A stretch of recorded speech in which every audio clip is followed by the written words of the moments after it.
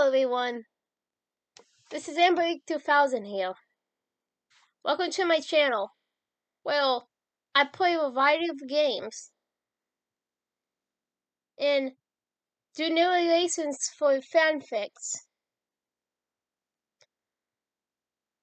I'm really hoping you enjoy my content. If you do, make sure to comment below, leave a like, and subscribe with the notifications on.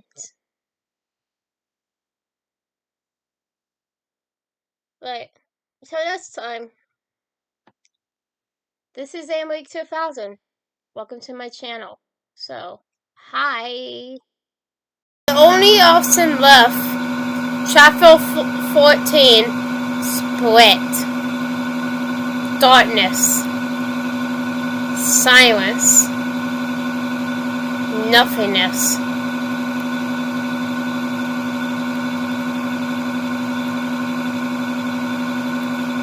She could feel the cool shook floor beneath her back and on the palms of her hands as awareness frizz and then like frothy stars from waves breaking in the ocean during a storm.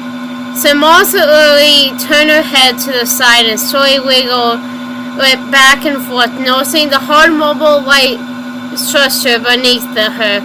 Max pursed up her elbows and then to a sitting position and finally opened her eyes. Shit.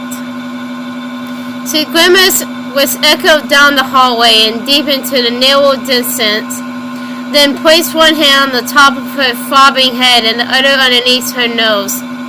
In the past, when it felt like a chainsaw had thrown through her skull, her nostrils were full with sticky, solid liquid. Part of her expected to have a similar reaction as before. But when she pulled her hand away, she looked down and saw no traces of blood. The brunette shifted so her arms wrapped around her knees with fingers from both hands intertwined in the front. While her thoughts became less abstract, concentrating into sensible and logical understanding, something happened. She whispered to no one, happily an inaudible response would be returned, yet was unable to decipher her own recollection. She wasn't particularly cold, but she shivered and wished for a warmth that somehow had escaped her. Chloe? She recalled almost as if asking a question. Chloe? My Chloe? Chloe! Fuck! Suddenly the disoriented girl remembered who and where she was before arriving at this place. She jumped up from the floor, spinning around eagerly searching for any sign of her soulmate. Her chest fogged from a thunderous drumming which was rapidly increasing with each passing second. Bile inched up her throat, burning the lining of her esophagus, so she swallowed hard to push it back down. Max took a deeply forced breath to try and calm her nerves, but it did little to soothe her worries. All she saw was an unending hallway in both directions, and she realized she was standing in a room with endless, current funhouse-like mirrors. Fuck! Jess! Her voice vibrated through the confined corridor, even doing to a musical tone that was no other within earshot. Up and down the hallway, and on each of her sides, various reflections of herself sailed back in her direction. Moving as she moved, each mirror showed a mask that looked almost identical to the one gazing in at them, except for tiny, barely discernible differences. She stepped to the closed mirror and peered inside, immediately noticing her reflection as straight highlights in her hair. Max never really cared much about her appearance. Wearing Miriam makeup and whatever Chloe felt comfortable. Unless he had a meaning for Infrio went out with her wife. She put forth little effort to look nice beyond the medium. Chloe constantly told her she was naturally beautiful and was sexiest when she didn't try too hard. So she took that as a cue to be herself and not worry about how she looked. She wondered what circumstances must have happened for the girl in the mirror to get highlights. Matt shuffled sideways a couple of steps and found herself in the front of the mirror beside the first, staring into the eyes of another almost identical images. She strengthened and the reflection seamlessly did the same. She raised her eye's arms and the image copied her exact moment. As expected, while the reflection had her arm raised, Master was an eerie tattoo on the backside of her triceps. She tilted her head to get a better view of the ink. And once he saw closer to step backward with a gasp. It was a picture of a dead blue butterfly surrounded by black flies.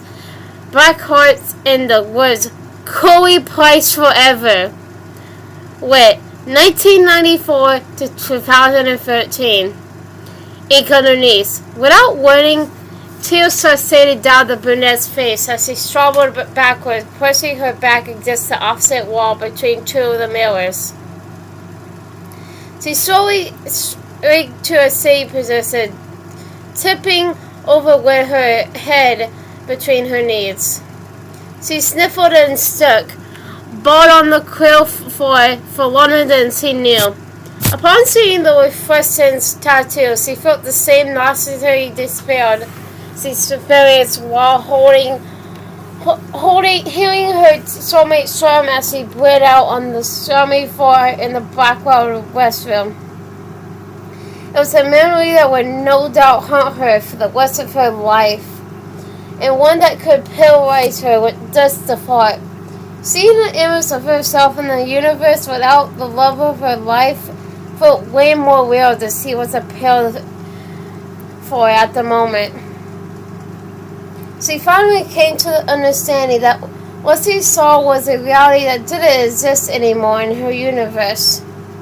At the very end, it was rendered irrational because of the love she shared with her perfect person.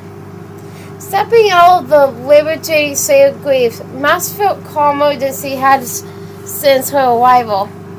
Foster her partner and their little family helped push the darkness away from her mind, causing a slight smile to form on her face. We Max and Chloe. I can do this. She pulled her chest and fought back on the hardships they faced since the first storm week.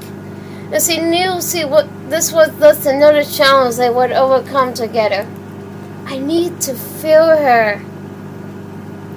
Matt straightened her back, found a comfortable sitting position, then closed her eyes, fully intending to contact her wife in the third mind space. She soared past the grave as she normally would, and searched for the wave spot where her power resided. When she located the area, the tiny mount was flattened like a nail and had been hammered into wet wood. It was still there, just not with the typical consistency as she remembered.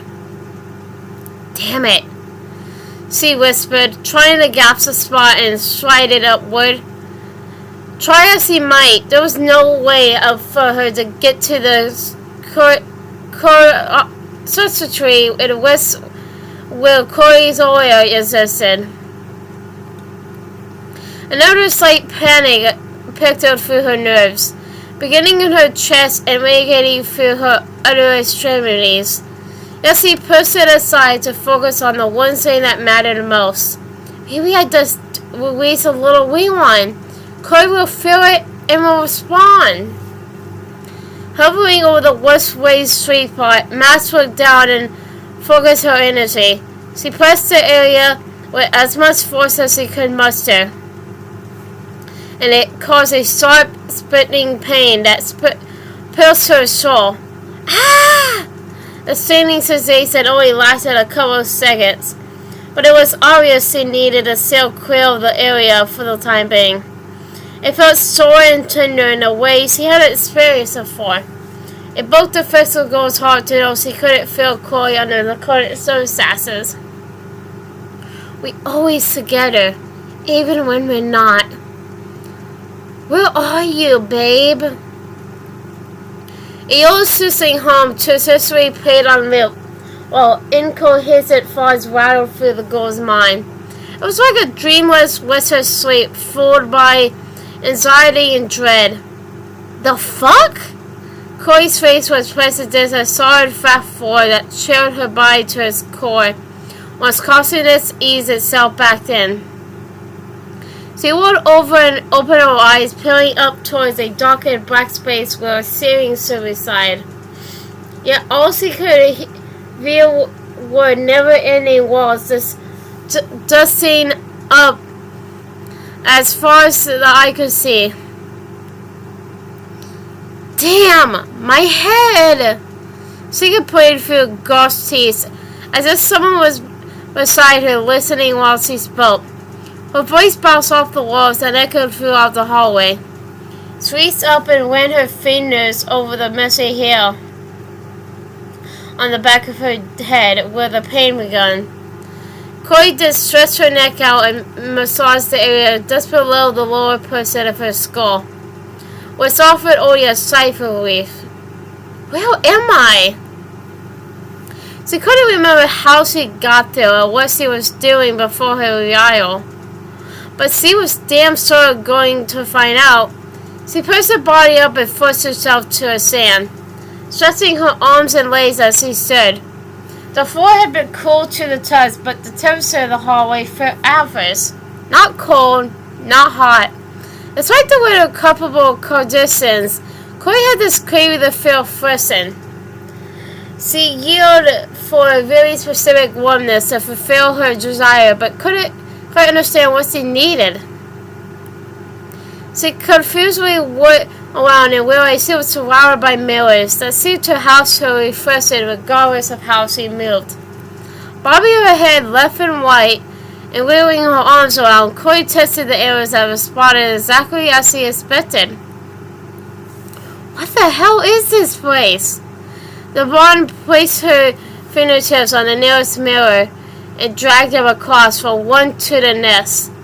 As she strolled down the infinite hallway, watching various visions of herself appear with each new reflection, she stopped at one in particular. For some reason, it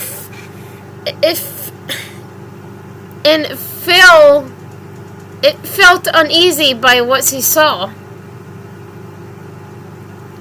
It seemed to be the saddest image she had come across so far.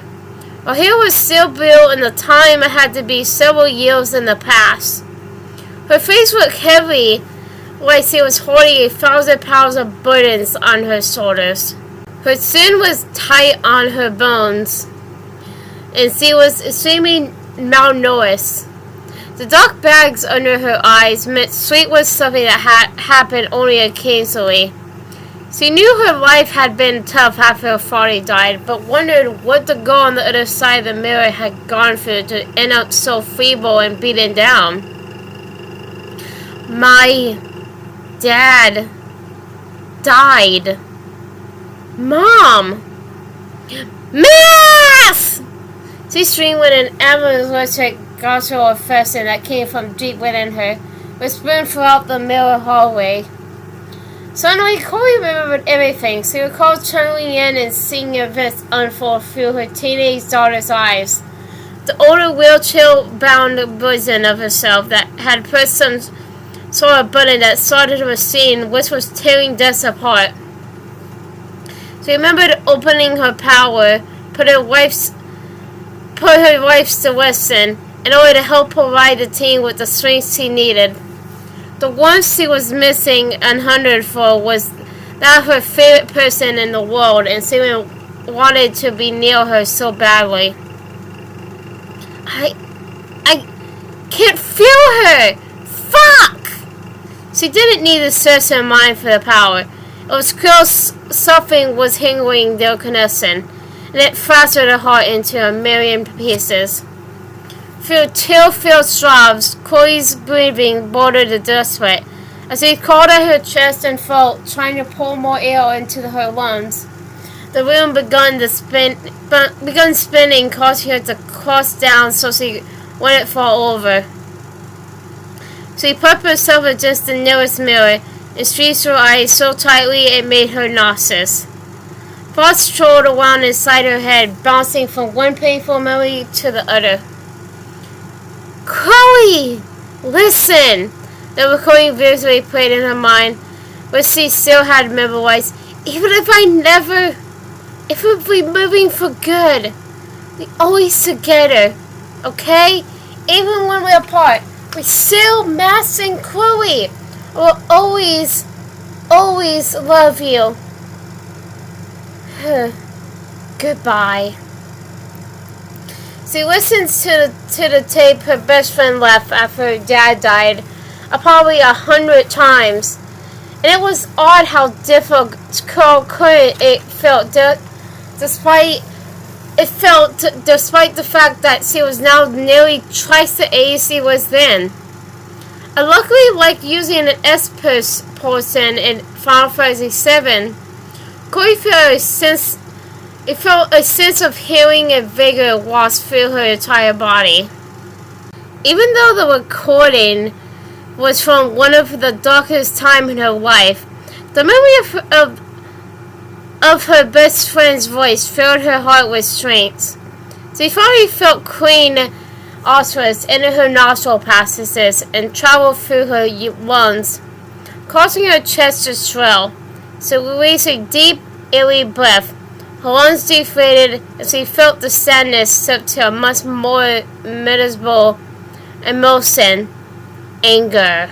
Chloe stood to her feet and whipped the tears away from her cheeks using each of her upper palms, facing the mirror that contained the tired, malnourished reflection. The blonde streamed at the top of her lungs and punched it with all of her weight. Shit! A striking pain shattered through her knuckles, traveled quickly through her waist and up the arm and crashed into her shoulder. She hopped around for a moment, grabbing her arm with the opposite hand and cussing until the pain jolt. From the center of the mirror where Chloe had punched, she noticed splittering lines from that were rapidly expanding. A thin magnetic layer shattered from the cracks and dropped to the floor with clicking sounds as the pieces all fell, leaving only the mirror frame still hanging on the wall. The same magnetic charge began falling from the other mirrors to her sides and behind her.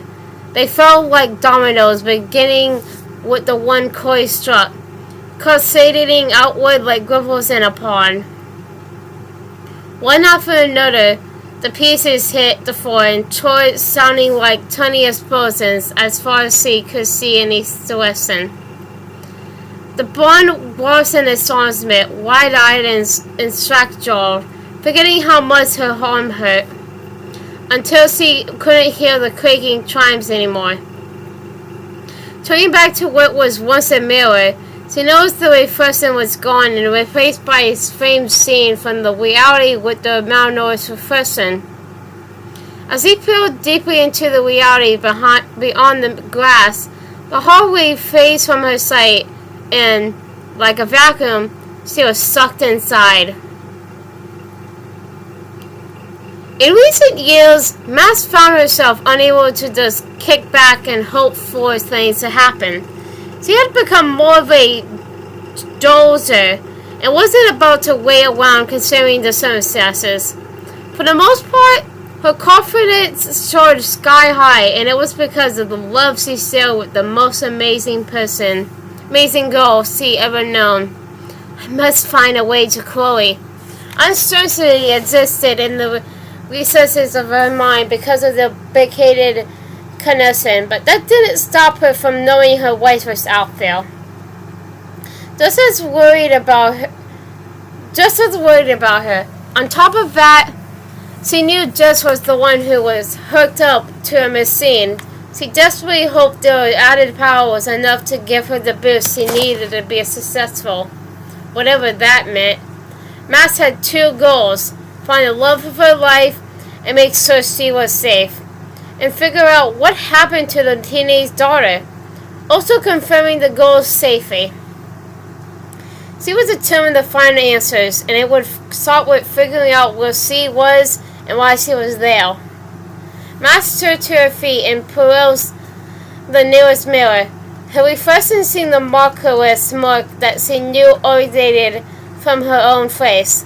This would just be another story one day about how crazy her life had been in the last few years, and the brunette couldn't wait to share this most recent experience with her wife.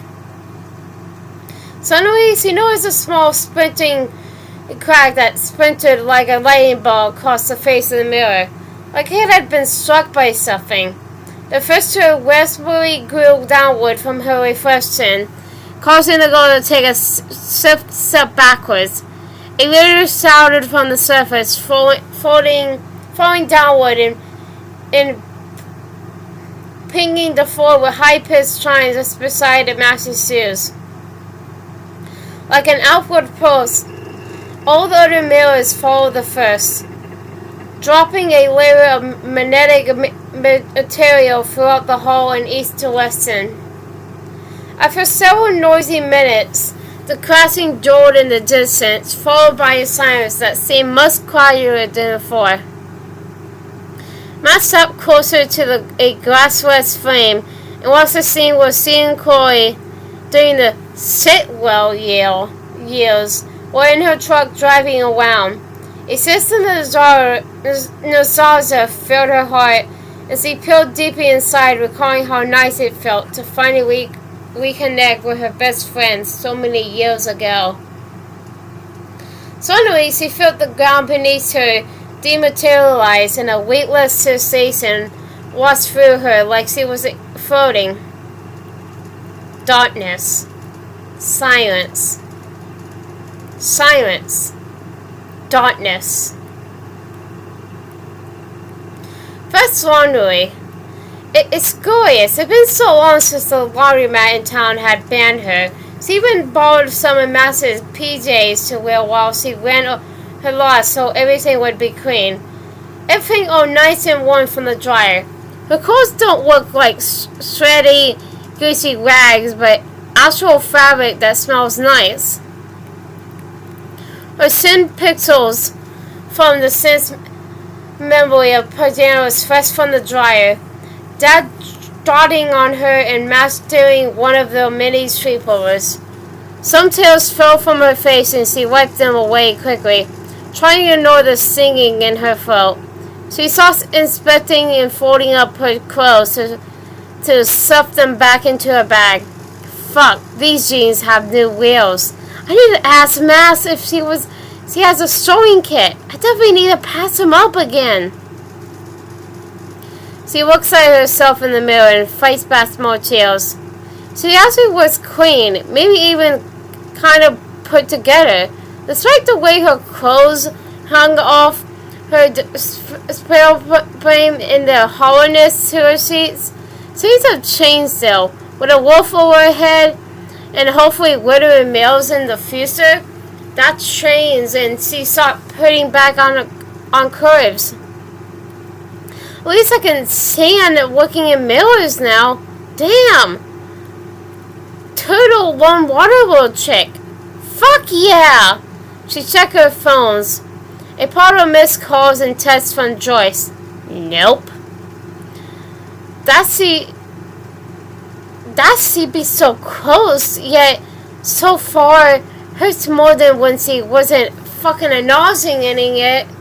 Was she trying because she actually coming around?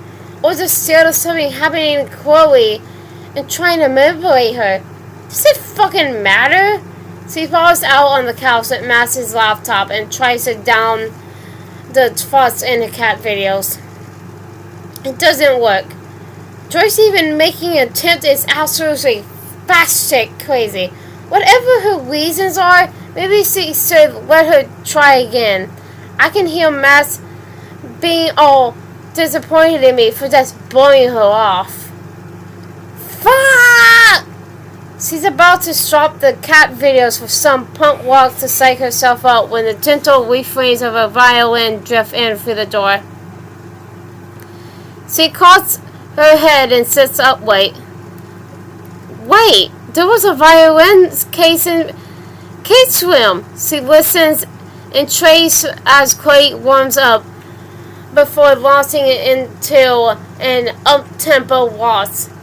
Corey's eyes drift close as the gentle music soothes her frayed nerves. Fuck, she's really good. I wonder if Mouse and Kate ever play together. They should. I bet they sound great. She drifts along as Kate switches to a soul mournful drill. She should give her mom some kind of chance, right? She doesn't have to forget the awful shit they did. She never will. Can I even forgive her?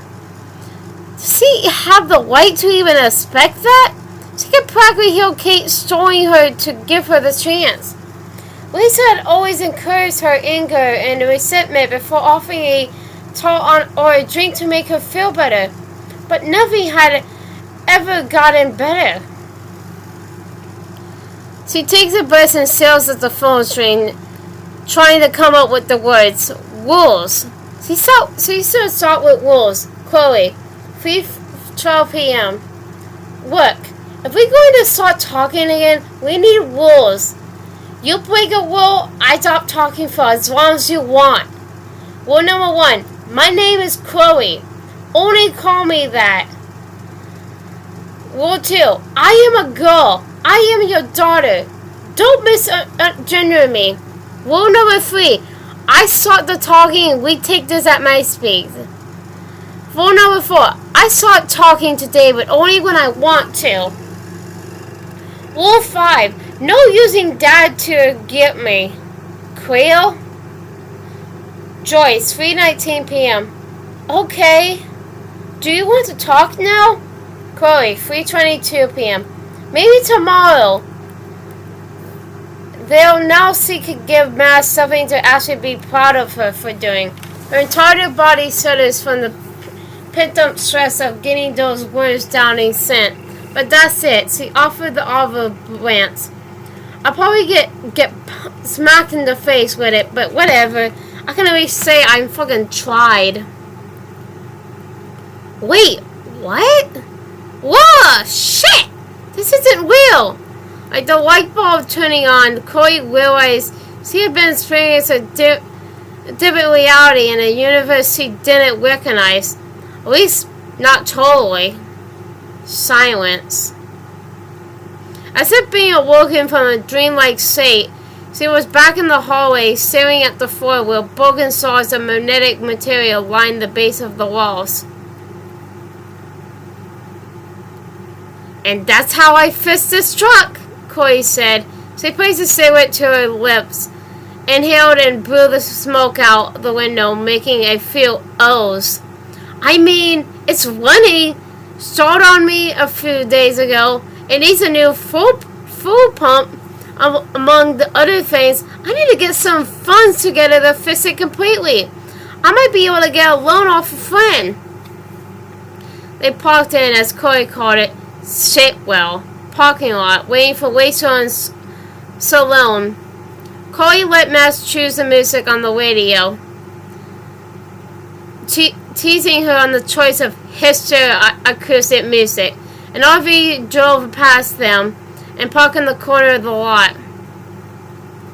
There's Frank, Chloe said, looking at the RV. The brunette looked over at Max. He was tirelessly slumped on the driver's side door, looking back at her. Did you start smoking?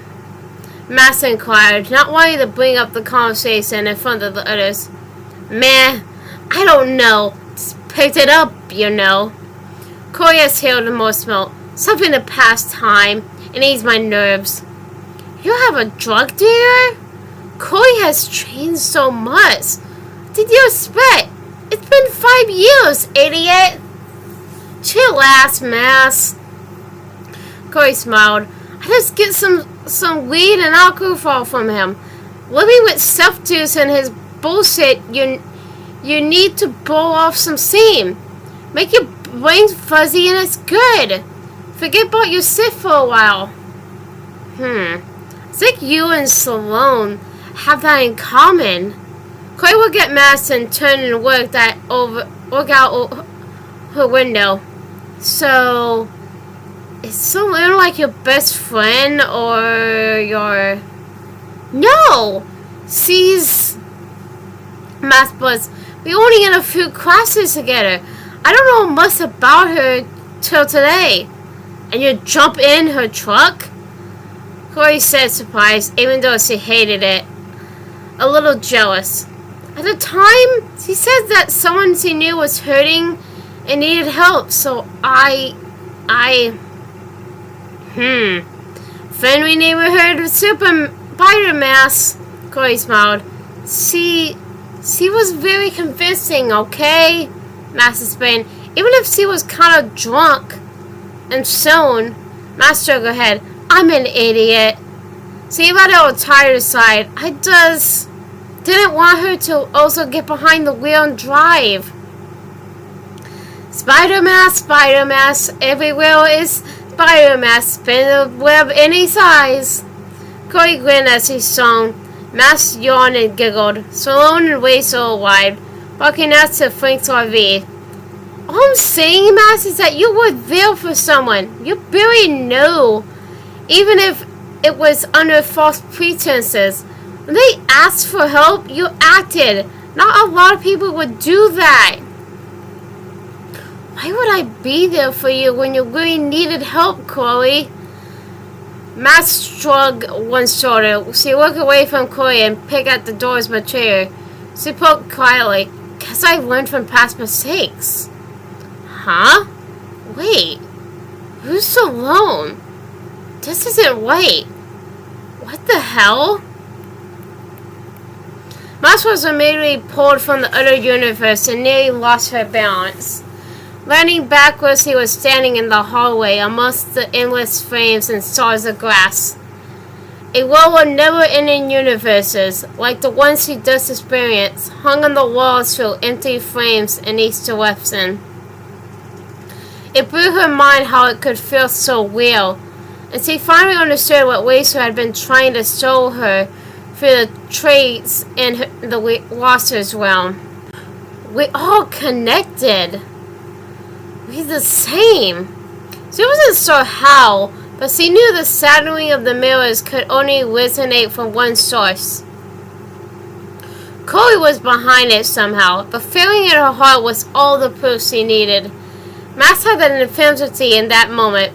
She and her soulmate weren't just connected by atoms, powers, whips, yin and yang, or childhood memories. The two girls were crafted from the same cosmic material that tethered them together for all eternity. It was much deeper than all those other things combined. They had always been together and tasked by the pure love they shared with one another. Max quickly realized there was no longer a need for the sweet spot, which had been completely closed off. The powers were just tools to use to help them inwardly understand what she was only now fully grasping. It didn't need to float through the mind space, seeking each other's energy. It was always within them, burning as brightly as a midday sun in the desert. An intense warmth strode inside her, and she could feel her best friend again. Damn, that was intense! That was insane! Corey stood in silence for several minutes, as he pondered the universe he had been inside, wondering how it could feel so real. It wasn't some unrelated, decent version of herself that existed somewhere in the ether. It was really her somehow. She recalled the events of the other reality like she had totally experienced them from some past memory. The repetition of her incoming thoughts was confusing at first, but slowly the gold mask formed into a complete understanding. Shit! We all the same! An intense heat filled the girl's heart as he looked around the messy hallway to find the source of the pulsating warmth. God damn it! She's here! Everything began to make sense and fall together naturally. She and her wife were bound to one another, and always would be, through togetherness, separation, life, and even death. The two girls will always be together no matter what happened, and it would last all eternity. Abruptly, the walls, glass panes, and the halls blurred from sight and transfigured into glowing prisms, decus wands, and golden water lacent merciless, and she could see beyond that chamber world, peering down what was once an endless hall. The outline of the gold she longed to feel materialized and stood staring back at her in the distance. Mass! Chloe cried out. Fuck! I see you! God! Mass! Her breathing hissed and her heart skipped a beat, knowing her perfect person was safe and near her once again. Chloe! I see you too, babe!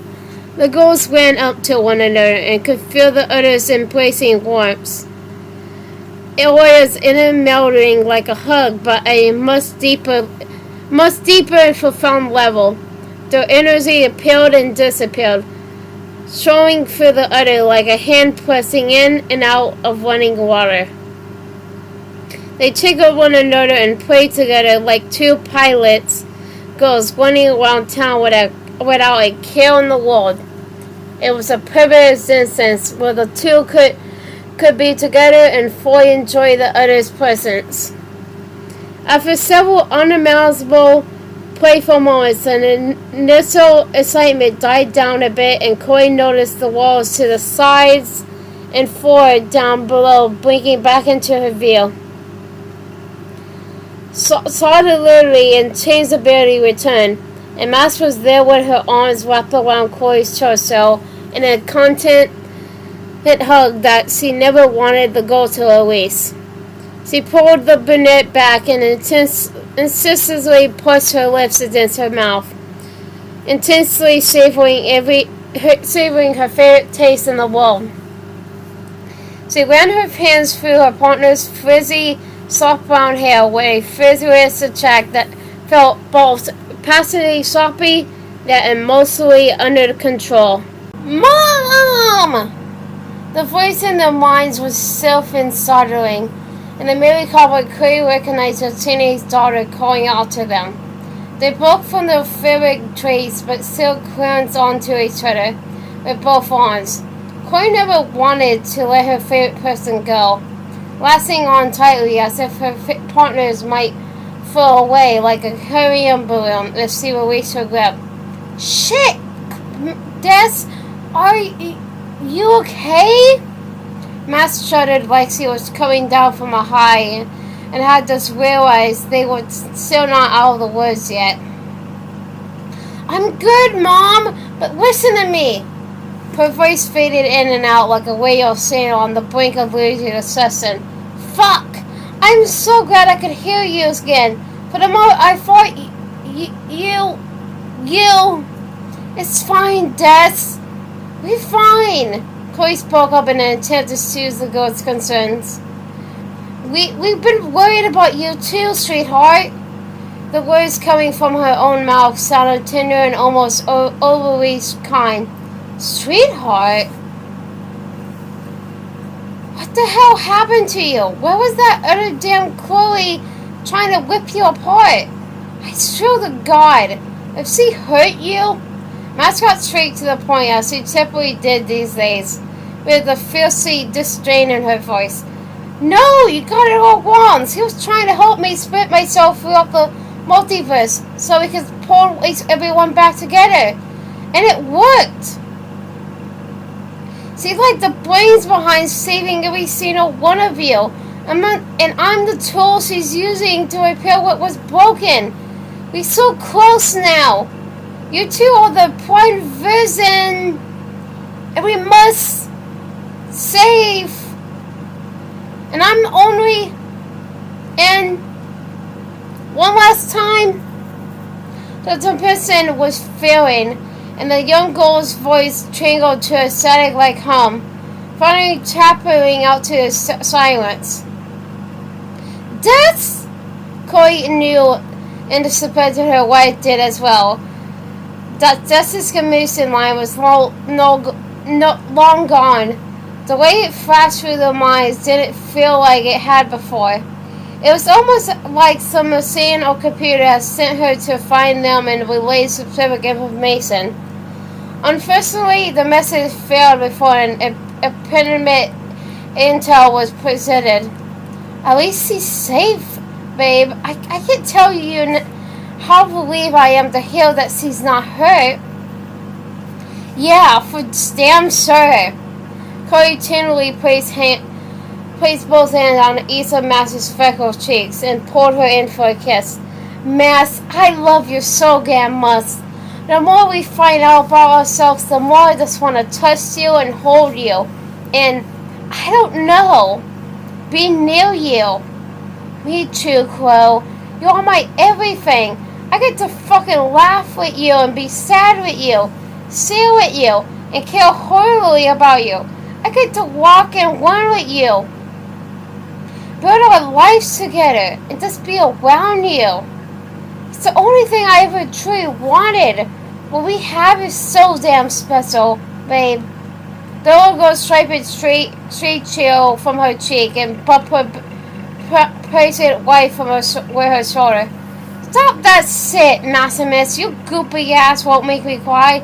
I refuse. Plus, we need to focus on getting out of this place. So, how the hell do we get out of this? How the hell do we get out of here? No idea. Oh, there was in a sensitive stiff in Master's toe. Is your power like blocked, Chloe? It's like I understand everything in a way I haven't before. Our connection is so much deeper than just our powers. We don't need them. Yeah, she's confirmed. I think it's gone, and I can't say I'm thrilled about that shit. Part of me hated it that it was always just fucking there, calling out to me. Remember Tom? Mass asked, placing a fat hand on the small of Chloe's pack. You mean that charming fuckface that told me I needed to die? Yeah, I remember that bastard. Fuck them.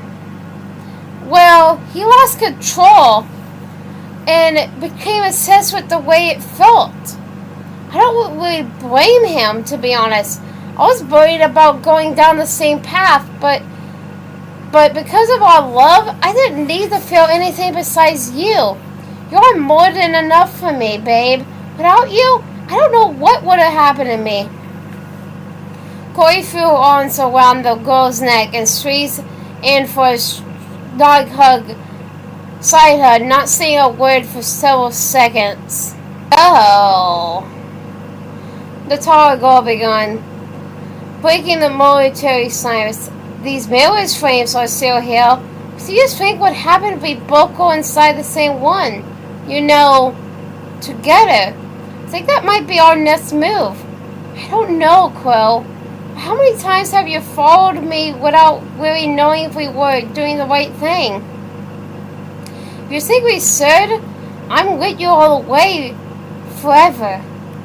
Massy Mass, I told you to stop with that goopy shit. We need to figure this out.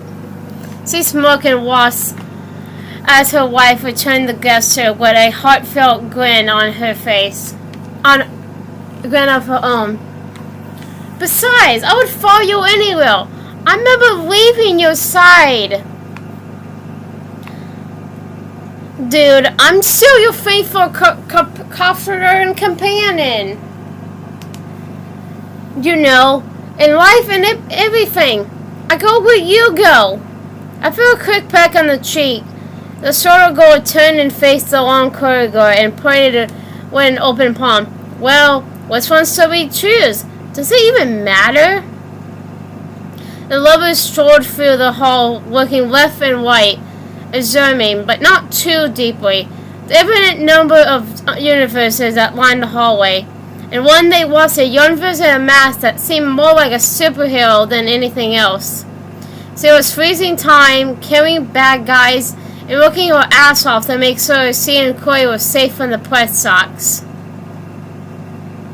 And another, there was a night universe in a mask that somehow corrected the memories from hundreds of lifetimes because of the inseparability of the universe. It seemed like Master Corey were in a time loop being mocked by Nightmare Masks, but the onlookers just shrugged and kept walking.